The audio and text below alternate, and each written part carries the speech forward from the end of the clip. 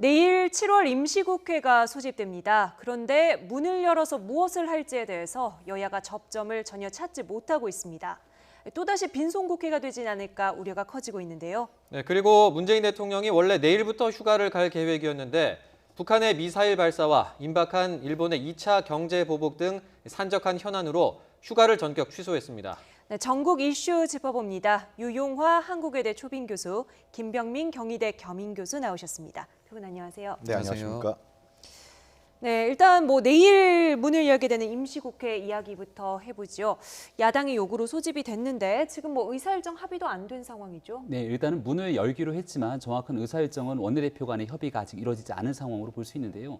많은 국민들이 보셨던 것처럼 6월 임시국회가 빈손으로 끝났던 건 여야가 평행선을 다리고 있습니다. 여당 같은 경우는 추가 경정 예산안 처리에 거의 모든 것들에 대한 사활을 걸고 있지만 야당 입장에서는 이 안보 국회, 과거 같은 경우에는 정경두 국방장관에 대한 해임 건의안 문제가 불거졌지만 지금은 또 중간에 북한의 탄도미사일 발사라고 하는 중요한 이슈, 그리고 러시아의 대한민국 영봉 침범이라고 하는 이슈들이 얽혀있기 때문에 이 두 가지 문제를 서로 주장하면서 어떤 방식으로 임시회 처리를 하게 될지 본회의 의사일정을 잡기 위한 여러 가지 이해관계들이 맞물려 있는 터라 아마도 그 이견을 새롭게 조율하기가 좀 쉽지 않은 과정으로 보이는 상황입니다. 네. 그 자유한국당과 바른미래당이 이제 안보 문제를 다루자면서 원포인트 국회를 열자고 이렇게 소집을 요구했는데 오늘 이제 주말인데 자유한국당에서는 이 의원들이 안보 현안에 대해서 논의를 하는 자리를 갖기도 했습니다. 화면을 잠깐 보고 저희가 또 이야기 나눠보도록 하겠습니다. 보고 오시죠.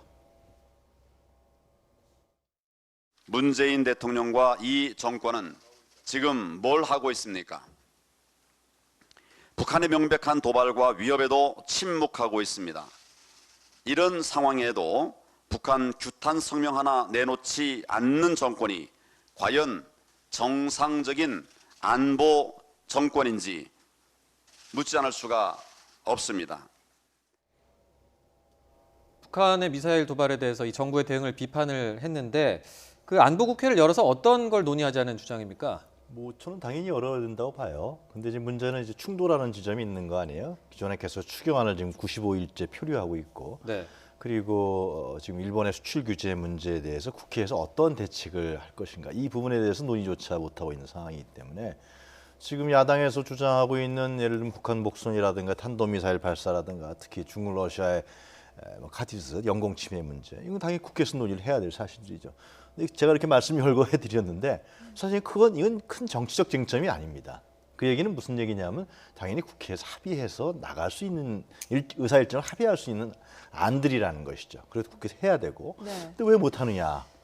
상당히 그러니까 여야 간의 이 신뢰가 많이 깨져 있는 것이고, 이 국회를 상호 간에 여야 간의 정쟁과 어떤 정치적 쟁점, 정치 공세장으로만 국회를 이용하고 활용하려고 하는 생각이 가득한 거예요, 아주요. 예.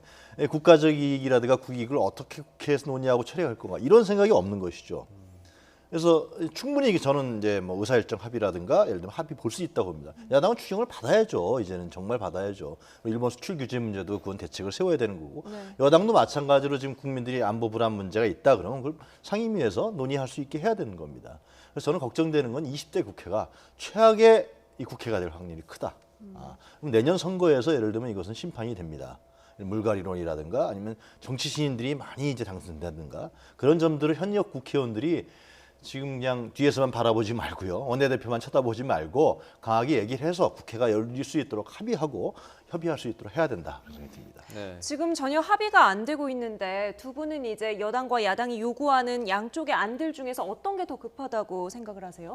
일단 추가 경정 예산안이 초기에 올라왔던 것은 강원도 산불을 비롯해서 일단은 재해 관련된 추경이 하나가 있었고요. 두 번째는 이 경기를 부양하기 위해서 이런 확장적 재정 정책으로서의 추경이 필요하다는 거였습니다. 하지만 시간이 꽤 많은 상황이 흘렀고 그 뒤로 일본의 경제보복 조치가 있었기 때문에 일본의 경제보복 조치에 대응하기 위한 추경으로 또 덧붙여진 측면들이 있습니다. 말 그대로 그때그때 시기가 지날 때마다 필요한 예산안들이 더 증가하게 되는데요. 그럼에도 불구하고 여당이 필요하다고 요구하는 내용들이 있는 만큼 여기 대해서 야당은 충분하게 심의하고 검토할 필요가 있다는 생각이 듭니다. 하지만 그 추가 경정 예산안을 통과시키지 않는다 그래서 대한민국 경제가 심각한 위기가 오거나 아니면 재해에 대한 모든 것들을 우리 정부가 감당하기 어려운 측면들은 아닐 수 있거든요. 여기에 대해서도 여당도 충분히 야당에 대해서 얼마든지 설득과 함께 조정에 대한 가능성들을 열어둘 필요가 있다고 생각이 됩니다. 하지만 그것보다 훨씬 더 중요한 것은 대한민국 유사 이래 처음으로 대한민국 영공이 침범당하는 사건이 발생했고요. 지금 바로 얼마 전에 있었던 북한의 탄도미사일 발사는 김정은 위원장이 조선중앙통신을 통해서 대놓고 대한민국을 위한 위협에 대한 강조를 합니다. 그러니까 이런 측면이라면 우리의 안보를 위해서 대한민국 국회가 소집돼서 이 문제를 다루는 것은 매우 당연한 일일 수 있는 것이거든요. 여야가 서로의 주장은 평행선으로 달릴 것이 아니라 일단은 반드시 7월 임시국회를 열어서 문제를 논의하기 위한 일정을 잡는 것은 매우 당연한 수순이기 때문에 일단은 여야 원내대표가 만남을 가지는 것에서부터 문제를 풀어야 된다고 생각합니다. 네. 그러니까 이제 야당은요, 여당이 국정 운영을 좀 할 수 있게 해줘야 되는 거예요. 그러니까 물론 야당은 자기 목소리를 내고 또 존재감을 보이면서 사실상 정치적인 위상을 높이는 것은 당연한데, 그러나 국정 운영은 최소한 하게 해줘야죠. 그게 추경이죠. 추경이죠. 그러니까 뭐 재정 확정 정책이라든가 아니면 산불 문제라든가 그리고 지금 일본 수출 규제 문제, 이런 부분들은 국정 운영에서 가장 중요한 축들이란 말이죠. 네. 그건 들어줘야 되는 것이죠. 무조건 예를 들면 국회를 열었는데 본회의를 열지 않아서 추경은 없다, 그러면 여당이 열겠습니까? 마찬가지로 여당도 지금의 드러난 여러 가지 안보에 드러난 야당이 주장하고 있는 문제점에 대해서 상임을 열고, 그건 행정부가 나오겠죠. 관련 이제 장관들이 나와서 질의를 받고 거기에 대책이 무엇인지 그걸 또 국민 앞에 소상히 밝히는 아주 순리적이고 당연한 일인데, 이게 진행되지 않고 있다. 이게 답답할 노릇입니다. 예. 네. 어젯밤에 또 그 북한 소형 목선이 그 동해 북방 한계선을 넘어왔는데, 이 문제도 그 만약에 안보 국회가 열리게 되면 이 문제도 좀 중점적으로 논의가 될까요? 어떻게 보십니까? 그렇죠. 정보위도 소집을 하고 국방위도 소집을 해야겠죠. 해서 그 속에서 어떻게 군이 대처했는지, 그리고 어떻게 정부가 대처했는지 국회에서 그건 따져야 될 문제라고 생각합니다. 네. 특히 이번에는 이제 좀 지난번에 그 삼척항 문제가 상당히 심각했잖아요. 그래서 군이 상당히 발빠르게 움직인 것 같고 일단 예인해서 조사를 하고 있다 그러니까 그에 대해서 의혹이 있는 부분들은 또 국회에서 명백하게 밝혀서 국민들이 불안하지 않게 만드는 그런 중요한 문제라고 생각합니다. 네. 어제 자유한국당 황교안 대표가 입장문을 발표했는데요. 여기 들어있는 4개 요구안 가운데 9.19 남북 군사합의 폐기, 또 유엔 안보리 소집 요구가 들어있습니다. 이거 네. 어떻게 보셨습니까? 일단은 단거리 탄도미사일임이 명확해진 부분들을 우리 정부가 발표를 했고요. 탄도미사일이기 때문에 이에 대해서 유엔 안보리 결의 위반으로 볼 수 있는 소지가 분명히 있습니다. 다만 이 미국의 도널드 트럼프 대통령 같은 경우는 북한과의 대화를 이끌어가기 위해서 미국 본토를 적극적으로 위협하는 거리가 아니기 때문에 약간의 이 부분에 대해서 강력한 위협 조치에 대한 메시지를 좀 전달하지 않는 측면들이 있습니다. 하지만 대한민국 입장에서는 우리 대한민국 영토 전체가 사거리 될 수 있고 북한에서 대놓고 대한민국을 위한 위협이라고 이야기를 하고 있는 만큼 여기에 대해서 유엔 안보리에 대한 결의를 위반한 측면들을 강하게 어필할 필요가 있다는 건 매우 당연한 일로 볼 수 있고요. 9.19 남북 군사합의는 4.27 판문점 선언에 대한 부속 합의서와 같은 개념입니다. 당시 이 합의를 맺었던 송영무 국방장관도 이런 얘기를 하는데요. 문재인 대통령이 일방적 양보는 없다. 꼭 상대적으로 해야 된다. 한 번에 다 하지 말라라고 하는 메시지를 바탕으로 9.19 군사 합의를 맺었다고 합니다. 근데 그 9.19 군사 합의 핵심은 지상과 해상 공중에서 일체 적대행위를 중단한다는 것인데 지금 보이고 있는 북한의 2번의 탄도미사일 발사 같은 경우는 이러한 9.19 군사 합의를 위배한 측면들이 분명하기 때문에 여기에 대한 메시지를 대한민국에서 발신하는 것은 매우 당연한 일로 봅니다. 네, 그런데 지난번 판문점 회동으로 정말 어렵게 다시 대화의 불씨를 살려놨는데 또 이런 식으로 가다 보면은 다시 조금 남북 관계가 너무나 경색되고 또 비핵화 대화까지도 조금 단절이 되는 이런 걱정도 있거든요. 이게 황교안 대표의 지금 발언에 대해서 우리가 두 가지 초점을 볼 필요가 있는데요. 지금 9.19 남북 군사 합의의 폐기다. 이건 황교안 대표가 많이 나간 겁니다. 너무 나간 겁니다. 이거는 실제로 뭐 설명하셨습니다만 그 당시에 우리가 평가 사실상의 어떤 남북의 군사 어떤 뭐 침략, 불가침이 아니냐 뭐 이런 얘기가 나올 정도로 무력이라든가 아니면 뭐 휴전선이라든가 이런 데서 정쟁행위라든가 군사행위를 금지한다라고 합의한 거거든요. 굉장히 이것은 국민들에게 전쟁에 대한 위험을 상쇄시켜주는 중요한 합의예요. 그런데 이걸 폐기하자 그러면 뭘 의미하는 겁니까? 이건 다시 남북 관계가 적대적 관계로 가자라는 거예요. 그럼 국민들이 불안할 수밖에 없는 것이죠. 사실상 이게 안보에 대한 어떤 불감증을 가져오는 아주 도가 넘치는 발언이었다. 저는 황교안 대표가 그런 생각이 들고요. 두 번째로 유엔 안보리 소집 요구는 미국이 예를 들면 이 문제에 대해서 심각하게 생각하지 않으면 소집이 안 되는 겁니다. 근데 잘 볼 것이요. 이번에 탄도미사일을 발사했는데요.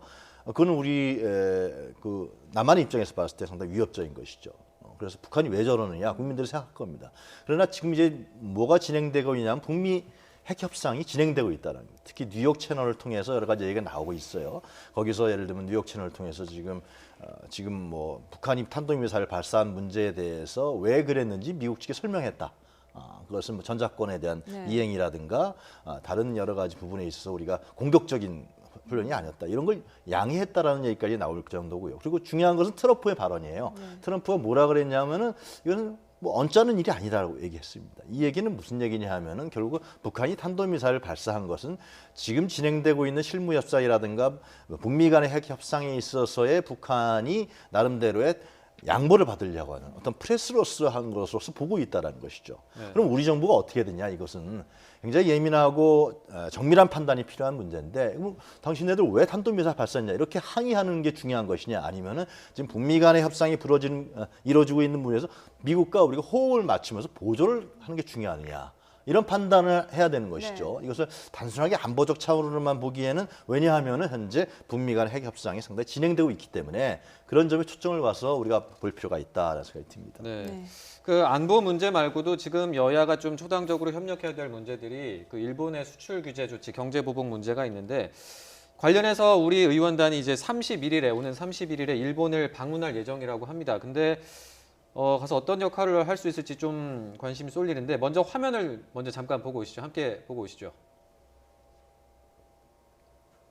양국의 반일 또는 반한 감정이 굉장히 고조됐잖아요. 이 문제를 어떻게 순화시키느냐 하는 역할도 우리 역할의 한 부분이거든요. 그 일본을 방문해서 이제 우리 입장을 설명하고 이런 건 좋은데 그 국회 차원의 결의안을 좀 가지고 가면 좋을 텐데 좀 그런 건 좀 아쉬운 것 같습니다. 어떻습니까? 네, 뭐 지난 있었던 6월 임시국회에서 결의안이 통과됐으면 조금 더 좋았겠다라고 하는 의견에는 거의 대다수가 많은 국민들이 동조하겠다라는 생각이 들고요. 그럼에도 불구하고 이번에 이제 계획된 방일 의원단이 어느 정도의 성과들을 좀 도출하고 돌았으면 좋겠다라고 하는 국민적 바람도 있는 것 같습니다. 바로 직전에는 여야 의원들이 방미단을 결성해서 이 미국에서 일본과 그리고 대한민국, 미국의 의원들 간의 여러 가지 내용들을 바탕으로 이야기를 하고 왔는데 김세현 의원의 얘기에 따르면 그 자리에서 일본 내에 아베 총리와는 다른 목소리를 가지고 있는 일본의 의견들도 있었다는 얘기를 하게 됩니다. 지금 현재 7월 21일 일본의 참여연 선거가 종료가 됐기 때문에 도쿄 올림픽을 앞두고 있는 상황에서 일본이 언제까지 이 같은 규제 조치들을 강화해 나갈 것인가. 일본 내에서도 반대되는 목소리들이 분명히 존재한다는 것이죠. 서청원 의원도 있지만 더불어민주당의 강창일 의원 같은 경우는 대표적인 일본 통으로 알려져 있는 의원이고요. 여기에 바른미래당의 지상욱 의원은 도쿄대에서 박사학위를 취득한 대표적으로 일본과 굉장히 관계가 두터운 인물들입니다. 따라서 일본 내에 있는 정치인들과 접촉을 바탕으로 사실은 지금 현재 대한민국에서 일본의 특사 파견을 할 수 있을 정도의 여건이 전혀 존재하지 않기 때문에 물밑 접촉을 통해서 어느 정도의 이 정무적 협상들이 이끌어갈 수 있을지를 사전 교감하는 정도만 가지고 돌아오더라도 국회 내에서 여야가 초당적으로 협력하고 이 일본과의 경제가 굉장히 어려워진 문제들을 좀 헤쳐나갈 수 있는 길들을 열 수 있는 방법이 있기 때문에 저는 이번 방일단 의원들이 최소한 국민들이 바라고 있는 여러 가지 역할들을 무거운 어깨를 바탕으로 좀 해줄 수 있기를 기대하는 측면들이 있다고 생각합니다. 여당은 지금 일본의 수출 규제 문제를 경제 침략으로 규정하고 여론전을 펼치고 있습니다. 최근에 외신 기자 간담회까지 열었는데요. 현장 상황 보고 오시죠. 아베 총리는 일본 경제를 주저앉힌 장본인으로 기록될 것이고 세계 무역 질서를 교란시킨 주범이자 경제 전범으로 기록될 것입니다. 네, 여당에서는 이렇게 움직이고 있지만 이게 또 반대로 야당에서 봤을 때는 정부랑 여당이 너무 나서서 반일 감정을 부추기는 것 아니냐 이런 지적도 하거든요. 근데 먼저 반일 감정 얘기 많이 하는데요. 요즘에 국회의원들이 반일 감정이 굉장히 중요한 겁니다. 단순하게 일본이 수출 규제를 했다 그래서 우리가 반일 감정을 국민들이 일으키는 게 아니거든요. 역사적으로 형성되어 있는 것이고 특히 가장 중요한 문제는 우리 국회의원분들이 알아야 되는 것은 이 일본의 지금 아베 정권이 어떤 일을 하려고 하느냐. 그것은 개헌을 하겠다는 거 아닙니까? 평화헌법을 개정하겠다. 그건 뭐냐면 전쟁할 수 있는 국가로 하겠다는 거예요. 그다음에 재물이 뭐 어디입니까? 한반도예요. 그 수순인 것이거든요. 예. 그러니까 이번에 경제 수출 규제 조치도 그 일환으로 봐야 되는 것이죠. 그걸 끌고 나가게 한 아베의 아주 치밀한 계획에 의해서 나가는 부분이기 때문에 그냥 단순하게 외교로 풀 수 있다. 상당히 유치한 발상이라는 겁니다. 저는 국민들이 굉장히 지혜로운 것인데 이 노노저펜이라는 사이트를 통해서 불매운동을 한다든가 네. 또 일본에 여행하는 것을 취소시킨다든가 이게 사실상 일본에게 손해를 가하게 하는 아주 유효한 전략 중에 하나예요. 국회의원들이 예를 들면 일본을 간다 그러는데 가서 무엇을 할 수 있는지는 잘 모르겠어요. 가서 항의하고 예를 들면 거기에 자민당 의원들에게 이쪽의 문제를 얘기를 하고 얘들이 하는 것이 결국은 국제적 고립을 가져오는 것이고 이것이 결국은 동북아시아의 질서를 해치기 때문에 이것은 도로 복구할 수밖에 없다. 이런 얘기를 항의를 하고 해야 되는 것이지 가서 전에부터 잘 안 한다 그래서 야 우리 잘해보자. 아베 정권이 이거 잘해볼 생각했으면 시작도 안 했을 겁니다 아마. 그렇기 때문에 좀 더 이 역사적이고 준엄한 과정, 그 국제정치적 과정에서 지금 어떻게 돌아가는가 부분에 대한 판단을 갖고서 일본에 가야 된다. 모양 내기로 가면 안 되는 네. 거죠. 가는 것도 상당히 늦었고 가서도 분명하게 경고를 하고 그리고 우리 국익 입장에서 국민의 입장에서 진짜 노노저펜이라는 생각을 갖고서 반일 감정을 갖고서 해야 돼요. 그렇지 않으면 이 문제를 어떻게 해결할 겁니까 도대체? 아베는 지금 헌법을 개정해서 전쟁할 수 있는 국가로 가겠다는 겁니다. 지금 그런 엄중한 상황이라는 것을 알아야 된다라는 생각이 듭니다. 네. 그 정치권에서는 이른바 뭐 친일파 논쟁까지도 나오는 것 같은데 이런 상황에서 이 친일파 이런 논쟁이 상황 해결에 뭐 도움이 될까요? 어떻게 보십니까? 저는 적어도 책임 있는 정치인들이라면은 국민들에게 그러한 메시지를 발신하는 것이 적절치 않다라고 생각을 하고요. 이러한 내용들의 선봉장에 섰다라고 비판을 받았던 게 조국 청와대 전 민정수석의 SNS 메시지였고 여기에 대해서 조국 수석이 메시지를 비판하고 나섰던 것이 더불어민주당 내에서도 윤호중 사무총장과 같이 실제로 일본과의 관계를 이분법적으로 볼 수 없는 복잡한 관계들이 있다라고 얘기를 하고 있습니다.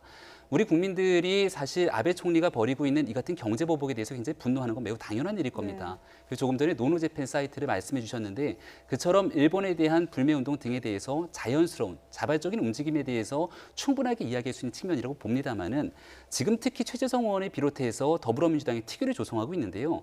거기에 있는 김민석 위원 등을 비롯한 면면을 보게 되면 사실 내년 총선들을 준비하고 있는 인사들을 중심으로 볼 수 있는데 사실 지금 있는 한일 간의 경제 문제들을 극복하기 위해서 활동을 하시는 것인지 아니면 내년 총선을 겨냥해서 뭔가 국민들에게 자신들의 정치적 메시지를 발신하는 것인지 헷갈리는 측면들이 나타날 수도 있는 상황이라고 저는 생각을 하고요. 그렇다면 지금 현재 대한민국에서 가장 큰 고통을 겪고 있는 건 일단은 디스플레이 반도체 등에 대해서 일본의 경제 보복 조치에 따라 피해를 입고 있는 기업들이 있을 것이고요. 우리가 사실 일본에 대한 이 경제 불매 운동 등으로 인해서 전혀 관계가 없는데 또 피해를 입고 있는 그러한 자영업자들도 있다라고 생각이 합니다. 그렇다면 일본과 이 문제를 풀어내기 위해서 가장 중요한 외교적 해법들을 만들 수 있도록 책임 있는 정치인들의 역할이 있는 것이고 거기에 따라서 국민들이 해야 되는 부분들이 있는 건데 이것을 일방적인 반일 감정으로만 내용들을 이끌어가기에는 책임 있는 정치인의 자세가 아니다라고 저는 생각이 듭니다. 근데 그 외교적 해법이라는 게 제가 한 말씀만 드리면 레토릭에 그칠 가능성이 크다라는 거예요. 네. 외교적 해법이 뭐예요 지금? 어떤 게 있겠어요 실제로? 지금 아베가 그렇게 개헌을 하겠다 평화헌법 그래서 이런 전쟁할 수 있는 국가를 하고 한국을 제물로 삼아서 시작하겠다고 나서고 있는데 외교적 해법이라고 하는 건 레토릭에 그칠 가능성이 크다라는 겁니다. 그러기 위해서는 일본을 예를 들면 국제적으로 고립을 시켜야 되고 당신네들이 하는 아베의 지금 행위 자체가 결국은 일본에게 손해가 가는 것이고 일본 국내에서도 반발이 간다. 이런 부분들을 명확하게 보여주고 특히 미국이 이 문제에 대해서 정확하게 입장을 지적할 수 있도록 하는 것이지 가장 중요한 부분이지 가서 일본 가서 잘해보자. 외교적 해법이 뭐냐? 이것은 사실상 레토릭에 그치고 수사에 그칠 가능성이 크다는 겁니다. 지금 말씀하신 대로 예를 들면 정치인들이 그것을 뭐 이용한다거나 내년 총선에 이용한다. 이건 문제가 있겠지만은 현재 상황은 제가 봤을 때는 그런 상황이 아니다. 굉장히 준엄하고 역사적인 상황이다 이렇게 봐야 된다는 겁니다. 정확히 야당에서 요구하는 외교적 해법이란 게 뭡니까? 사실 이 문제를 풀어가기 위한 모든 방법들을 다 외교적 해법이라고 큰 틀에서는 부를 수 있는 그렇죠. 거잖아요. 굉장히 다각적인데 이게 야당에서 요구하는 거는 현 문재인 정부가 그럼 단기적으로 어떻게 할 거냐라는 거죠. 중장기적으로는 다 이해하는데 단기적으로 어떻게 할 거냐라는 것을 문재인 정부가 해법을 내놓으라는 것인데요. 지금 일본의 수출 규제라든가 화이트 리스트로 가는 게 거의 이제 명확해지고 있지 않습니까? 그러면 그 문제에 대해서 경제적으로 어떻게 대책을 세울 것이냐. 그래서 이제 추경의 예산도 편성하자는 것이고, 그리고 다각적으로 외교적으로 WTO 문제라든가, 특히 저는 미국이 굉장히 중요한데, 미국이 예를 들면 이 문제에서 단순한 중재자라든가 관찰자가 아니라 확실하게 예를 들면 한미일 군사 협력이 깨질 수 있다라는 부분을 보여주면서 나가는 것이, 그래서 그것을 국회에서 논의해야죠. 뒷소미와도 그래서 논의해야 되는 것이고요. 국회에서 할 일이 그런 일들이라고 저는 생각해요. 네, 알겠습니다. 일본 수출 규제 이야기 여기까지 나눠보고요. 청와대 이야기로 넘어가 보지요. 네. 일단 문재인 대통령이 올해 여름 휴가를 일단 취소를 한 것 같습니다. 이 결정은 어떻게 보세요? 문재인 대통령이 취임하고 나서 쉼표 있는 삶을 강조를 많이 했는데요. 그래서 첫 번째 그리고 두 번째 여름에도 대통령 스스로가 휴가를 가야 밑에 있는 참모진들이 휴가를 갈 네. 것이고, 대한민국 정부에서도 이러한 휴가에 대한 정책들을 다 이끌어 갈 거라고 생각을 했는데, 문재인 대통령 스스로가 이번 여름 휴가를 가지 않겠다고 결정했던 건 그만큼 대한민국을 둘러싸고 있는 상황이 엄중하고 심각하다라고 판단했기 때문일 거라고 봅니다. 네. 특히 일본과의 문제가 굉장히 심각한데, 저는 그것보다 대통령의 머릿속을 훨씬 더 복잡하게 만드는 것은 북한의 김정은 위원장이 직접 지도하고 지시했다라고 하는 두 번의 탄도미사일 발사가 아닐까라는 생각이 드는데요. 네. 그동안 작년에 4.27 판문점 선언, 그리고 9월에 있었던 평양 선언 등으로 이끌어왔던 남북 관계를 완전하게 부정하게 되는 미사일 발사라고도 규정할 수 있습니다. 그렇다면 이런 틀에서 대한민국이 과연 북한에 대해서 어떤 조치를 취해야 되는지에 대한 아직 정부의 명확한 입장이 나오지 않았습니다. 따라서 이 부분에 대한 고민들이 굉장히 깊을 것이라 청와대에서 여름 휴가를 반납하고 실질적인 남북 관계 등을 앞으로 어떻게 이끌어가야 될지에 대한 고민이 클 것 같고요.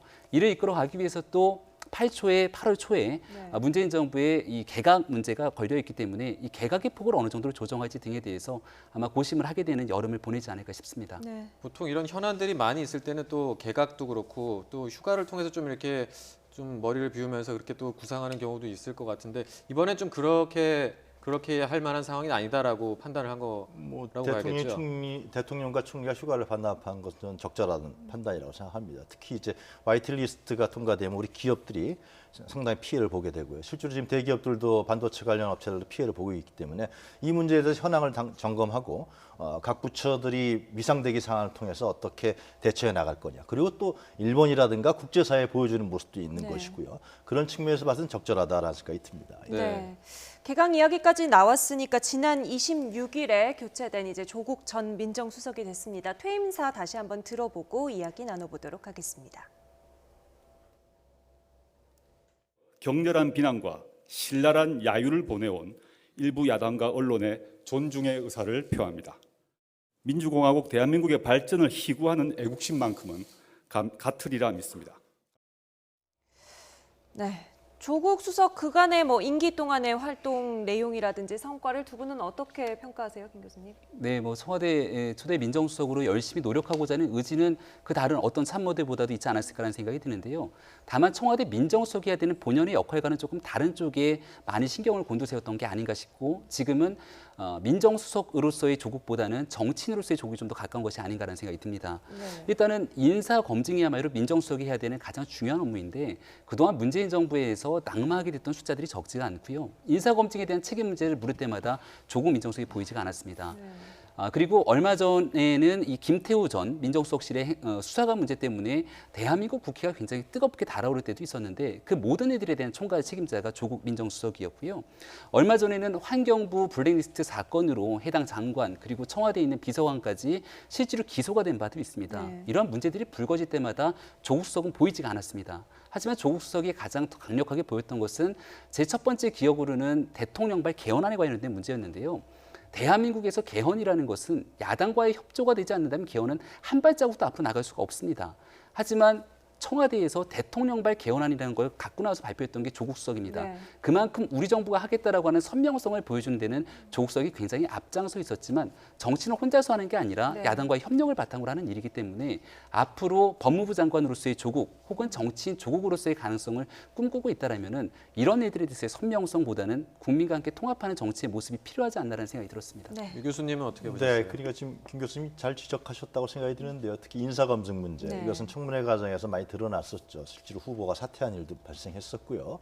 청문회에서 야당이 동의하지 않은 문제 네. 이런 부분들은 민정수석이 적절한 업무를 수행했느냐 지적할 수가 있는 것이고요. 특히 두 번째로는 이 정치적 예봉을 너무 뒤에서 비서관인데 좀 뒤에서 대통령 뒤에서 예를 들면 국정현안을 뒷받침한다든가 그러한 어떤 기존의 모습을 보였으면 더 좋지 않았겠느냐. 정치적인 예를 들면 야당의 정치적인 예봉을 비판을 받거나 거의 너무 앞에 나섰다 이런 지적이 있었던 건 사실입니다. 그러나 제가 봤을 때는 그래도 민정수석이 이제 검찰, 경찰이라든 권력기관을 관장하는 것인데 이 문재인 정부의 가장 중요한 점인 적폐청산의 부분에 대해서는 상당히 잘했다고 생각합니다. 이것은 과거의 부당한 권력이라든가 권력을 빙자해서 예를 들면 사회적 약자라든가 국민들을 희롱하고 예를 들면 그 수사권의 여러 가지 문제에 대해서 축소하고 은폐했던 부분들 이런 부분들을 사실상 자기가 했다라고 얘기는 안 하고 있습니다만 이제 문재인 정부가 했던 가장 중요한 일 아니겠습니까? 민정수석실에서 그걸 했다라고 제가 알고 있습니다. 그래서 그런 적폐청산에 대한 부분들은 실제로 조국 수석이 나름대로 의지를 갖고 신념을 갖고 한 것이 아니냐. 그리고 이제 법무부 장관을 갈지 어찌 모르겠습니다만 네. 이제 사법개혁 문제 이런 부분들에 대해서 과연 어떻게 이제 로드맵을 또 잡을 것이냐 이것도 하나의 또 남겨진 과제라고 볼 수 있겠죠. 그 앞서서 이제 정치인 조국 이렇게 얘기를 해주셨는데 그 총선 얘기까지 나오고 있는데 너무 이른 전망일 수 있겠습니다만 혹시 가능성 어떻게 보세요? 박지원 민주평화당 의원이 줄기차게 조국 수석의 출마론을 얘기하고 있는데요. 부산을 지역으로 두고 있었던 상황이기 때문에 고향으로 두고 있었기 때문에 문재인 대통령의 페르소나라고 불리는 조국 수석이라면 문재인 대통령이 민정수석을 거쳐서 그리고 대통령 비서실장을 거쳤습니다마는 부산에서의 총선 승리를 바탕으로 대통령 후보로까지 오르지 않았습니까? 네. 법무부 장관을 거쳐서 사법개혁이라고 하는 문재인 정부의 임무를 완수하고 이 내용들을 바탕으로 부산에 출마해서 국회에 입성하게 된다면 자연스럽게 대권의 구도로 가게 되는 길을 가지 않겠느냐라는 게 아마 박지원 의원 등을 비롯한 정치인들의 생각이라고 보고요. 근데 제가 봤을 때는 문재인 대통령이 8월에 만약에 법무부 장관으로 인선을 하고 난 뒤에 몇 개월이 지나지 않은 채 총선으로 출마하는 건 사실 국민들이 보기에 굉장히 바람직하지 않는 측면으로 볼 수 있는 지점이 있는 것 같습니다. 따라서 총선 출마 가능성은 저는 극히 떨어진다라고 보고요.